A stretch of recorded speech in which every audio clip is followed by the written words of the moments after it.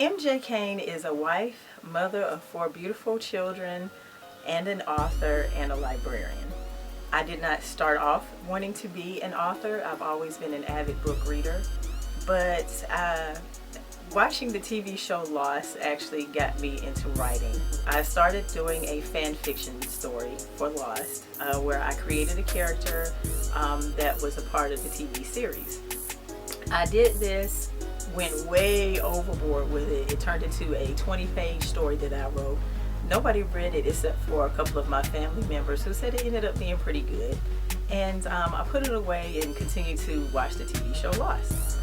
Several years later, I had a stroke and was in the ICU for 2 weeks. After experiencing loss of the usage of my right side with partial paralysis and also losing the ability to read anything, it took a couple of months to get the feeling and everything back in my arm, and to be able to read again.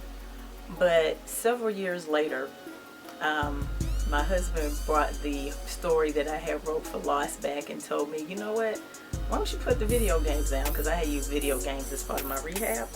He was like, why don't you put the video games down and, try doing something and go back and write your story that continue the story that you wrote. Well, at the time, I was taking the kids to the library every week. Everybody had an assignment to pick up books, and I was always picking up books, but the books that I was reading were primarily Star Wars expanded universe novels, or books by like Stephen King, John Grisham, like murder, mystery, sci-fi stuff. I took the challenge, changed the books that I was checking out at the library to be books on how to become an author, and taught myself how to write. I had a chance to meet Suzanne Brockman. I had never read any of her books, but one of the books that I had heard about was an interracial romance novel. I purchased the book, had an opportunity to take this wonderful picture with Suzanne Brockman, even though it's a little bit blurry. But I had told her that at that time I had tried to start writing and I had given up, and she gave me some very great, wonderful words and told me not to give up.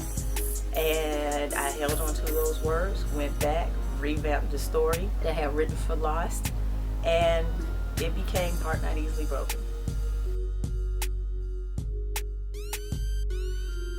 Because I wanted it to be something that everybody could read, I didn't want this to be a series that was tied into just male or female or one race or another. It's topics and characters that men and women of all races can relate to.